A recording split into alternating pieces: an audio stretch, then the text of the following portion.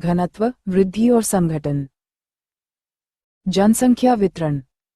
जनसंख्या के वितरण का अर्थ है कि किसी भी क्षेत्र में जनसंख्या कैसे वितरित की जाती है। भारत में जनसंख्या वितरण का स्थानिक पैटर्न बहुत आसमान है, चूंकि कुछ क्षेत्र बहुत कम आबादी वाले हैं जबकि कुछ अन्य हैं। अब तक हमने भारत के प्राकृतिक संसाधनों के बारे में जानकारी हासिल की। इन संसाधनों के अंतर्गत भूमि, मृदा, जल, वन, खनिज तथा वन्य जीव इत्यादि आते हैं। हमने इन उपरोक्त संसाधनों के वितरण एवं दोहन की दर एवं दिशा तथा विकास के कार्यक्रमों में उनकी उपयोगिता के बारे में भी जानकारी प्राप्त की। इन्हीं संसाधनों का यहाँ के देशवासियों के संदर्भ में अध्ययन करना है। लोगों या जनता से अभिप्राय यहाँ की जनसंख्या को केवल उपभोक्ता की संख्या के रूप में ही नहीं बल्कि उन्हें यहाँ के प्राकृतिक संसाधनों के प्रबंधक के रूप में मानने से है। इन राज्यों को 3 श्रेणियों में वर्गीकृत किया जा सकता है। 1. उच्च जनसंख्या वाले राज्य उत्तर प्रदेश, उच्चतम जनसंख्या महाराष्ट्र, बिहार, पश्चिम बंगाल, मध्य प्रदेश, तमिलनाडु, राजस्थान, कर्नाटक, गुजरात और आंध्र प्रदेश। इन राज्यों में एक साथ 76% जनसंख्या रहती है। 2. मध्यम जनसंख्या वाले राज्य असम, हरियाणा, झारखंड, छत्तीसगढ़, केरल, पंजाब, गोवा। 3. कम जनसंख्या वाले राज्य और जनजातीय क्षेत्र जैसे जम्मू और कश्मीर, उत्तराखंड, हिमाचल प्रदेश, सभी पूर्वोत्तर राज्य, असम को छोड़कर और केंद्र शासित प्रदेश दिल्ली को छोड़कर। जनसंख्या वितरण को प्रभावित करने वाले कारक। भौगोलिक कारक, जल की उपलब्धता, भू आकृति, जलवायु, मृदा। आर्थिक कारक, खनिज, नगरीकरण, औद्योगिकरण। सामाजिक एवं सांस्कृतिक कारक, धार्मिक महत्व, अशांति, खराब सामाजिक वातावरण। राजनीतिक कारण, अस्थिर राजनीतिक स्थिति, खराब कानूनी व्यवस्था। भारत में जनसंख्या वितरण घनत्व को प्रभावित करने वाले भौतिक कारक। उच्चावच जनसंख्या के बसाव के लिए मैदान अधिक उपयुक्त होते हैं। पर्वतीय व पठारी या घने वर्षा भागों में जनसंख्या कम केंद्रित होती है। उदाहरण के लिए भारत में उत्तरी मैदान घना बसा है जबकि उत्तर पर्वतीय भाग तथा उत्तर पूर्वी वर्षा वाले भागों में जनसंख्या घनत्व कम है। जलवायु जनसंख्या वितरण को प्रभावित करती है। थार मरुस्थल में गर्म जलवायु और पठारी भाग व हिमालय के ठंडे क्षेत्र समजलवायु वाले क्षेत्रों की अपेक्षा कम घने बसे हैं। मृदा कृषि को प्रभावित करती है। उपजाऊ मृदा वाले क्षेत्रों में कृषि अच्छी होने के कारण इसलिए ये भाग अधिक घने बसे हैं। उदाहरण उत्तर प्रदेश, हरियाणा, पंजाब आदि। जल की उपलब्धता बसावट को आकर्षित करती है। वे अधिक घने बसे होते हैं जैसे सतलुज, गंगा का मैदान, तटीय मैदान आदि। जनसंख्या घनत्व की गणना करने के लिए जनसंख्या को क्षेत्रफल से विभाजित किया जाता है। किसी भौगोलिक क्षेत्र में रहने वाले लोगों की संख्या है को जनसंख्या घनत्व कहते हैं। जनसंख्या घनत्व को अंग्रेजी में पॉपुलेशन डेंसिटी कहते हैं। पॉपुलेशन डेंसिटी को जनसंख्या का सबसे महत्वपूर्ण सूचनाओं के रूप में देखा जाता है। इस सूचकांक से यह पता चलता है कि किसी निश्चित भौगोलिक क्षेत्र में कितने लोग रहते हैं। जैसा कि शायद आप जानते होंगे, भारत के सभी राज्यों में से सबसे ज्यादा जनसंख्या घनत्व बिहार राज्य का है। अगर भारत के 9 केंद्र शासित प्रदेशों में देखें तो दिल्ली राज्य का सबसे ज्यादा जनसंख्या घनत्व है। भारत में जनसंख्या घनत्व 1. 2011 की जनगणना के अनुसार भारत में जनसंख्या की घनत्व 382 व्यक्ति प्रति वर्ग किलोमीटर है। 2. राज्य स्तर पर जनसंख्या के घनत्व में बहुत विषमताएं पाई जाती है। अरुणाचल प्रदेश में 17 व्यक्ति प्रति वर्ग किलोमीटर है जबकि बिहार में ये घनत्व 1106 व्यक्ति प्रति वर्ग किलोमीटर है। 3. केंद्र शासित प्रदेशों में दिल्ली का घनत्व सबसे अधिक 11,320 व्यक्ति प्रति वर्ग किलोमीटर है जबकि अंडमान निकोबार द्वीप समूह में केवल 46 व्यक्ति प्रति वर्ग किलोमीटर है। 4. प्रायद्वीपीय भारत में केवल केरल राज्य का घनत्व सबसे अधिक 860 है। इसके बाद तमिलनाडु 1555 का दूसरा स्थान है। 5. पर्यावरण की विपरीत दशाओं के कारण उत्तरी तथा उत्तरी पूर्वी भारतीय राज्यों की जनसंख्या घनत्व बहुत कम है, जबकि मध्य प्रदेश भारत तथा प्रायद्वीपीय भारत में मध्य दर्जे का जनसंख्या घनत्व पाया जाता है। जनसंख्या वृद्धि। जनसंख्या वृद्धि किसी भी क्षेत्र में लोगों की संख्या बढ़ने को कहा जाता है। पूरे दुनिया में मनुष्य की जनसंख्या हर साल लगभग 8.3 करोड़ या 1.1% की दर से बढ़ती जा रही है। वर्ष 1800 को पूरे विश्व की जनसंख्या लगभग 1 अरब थी, जो 2017 तक बढ़कर 7.6 अरब हो गई है। आगे भी इसकी संख्या में बढ़ाव की ही उम्मीद है और ये अंदाजा लगाया गया है कि 2030 के मध्य तक ये आबादी 8.6 अरब हो जाएगी और 2050 तक 9.8 अरब तक हो जाएगी। 2100 तक इसकी आबादी 11.2 अरब तक हो सकती है। जनसंख्या की वास्तविक वृद्धि की गणना। जनसंख्या वृद्धि किसी भी क्षेत्र में रहने वाले लोगों की संख्या में निश्चित अवधि में आए परिवर्तन को व्यक्त करती है। जनसंख्या परिवर्तन के 3 मुख्य कारक हैं: जन्म दर, मृत्यु दर और प्रवास। एक वर्ष के जन्म दर और मृत्यु दर के अंतर से वार्षिक वृद्धि दर ज्ञात होती है। जनसंख्या की वास्तविक वृद्धि इक्वल्स जन्म, मृत्यु, जोड़, अप्रवास, उत्प्रवास।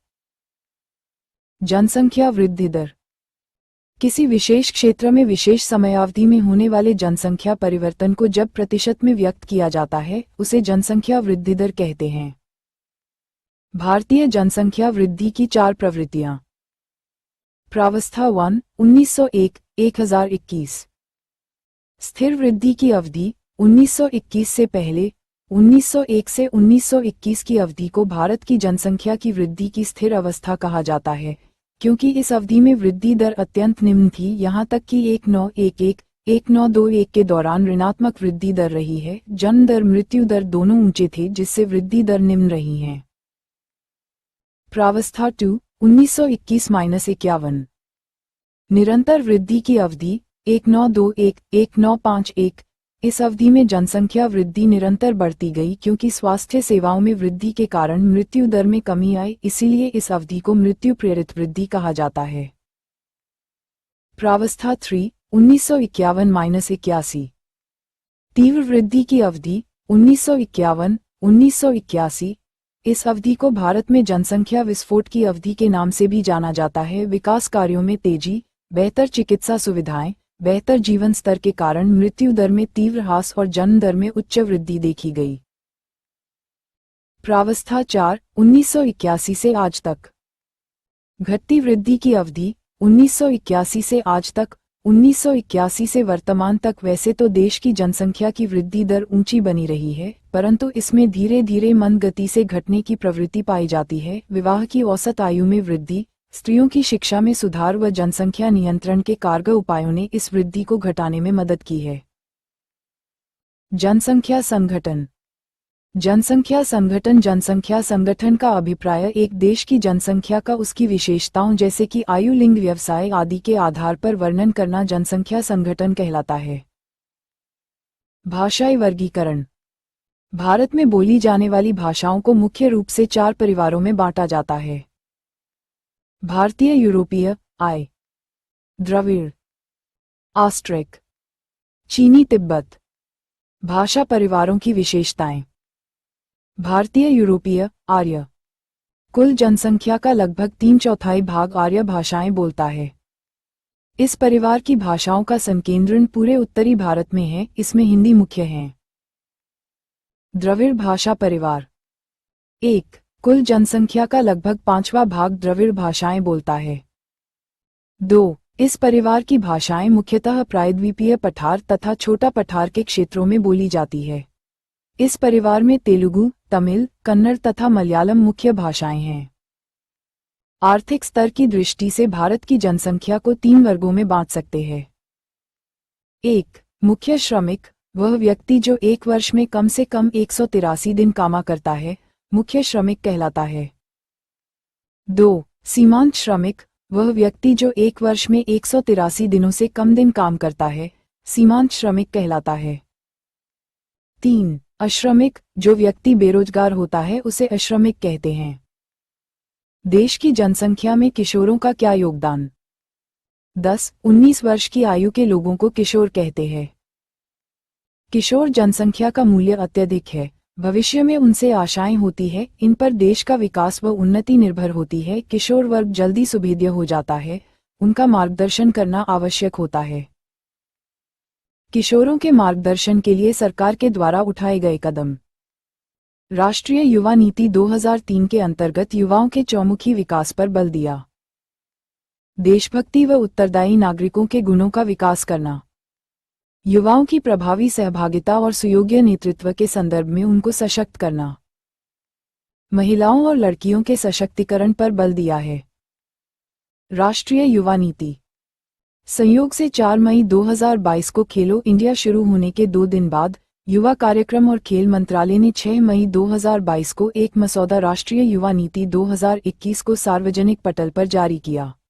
मंत्रालय 2021 में एक युवा नीति तैयार करता है, इसे 29 अप्रैल 2022 को अंतिम रूप देता है, 6 मई 2022 को इसे सार्वजनिक डोमेन में जारी करता है।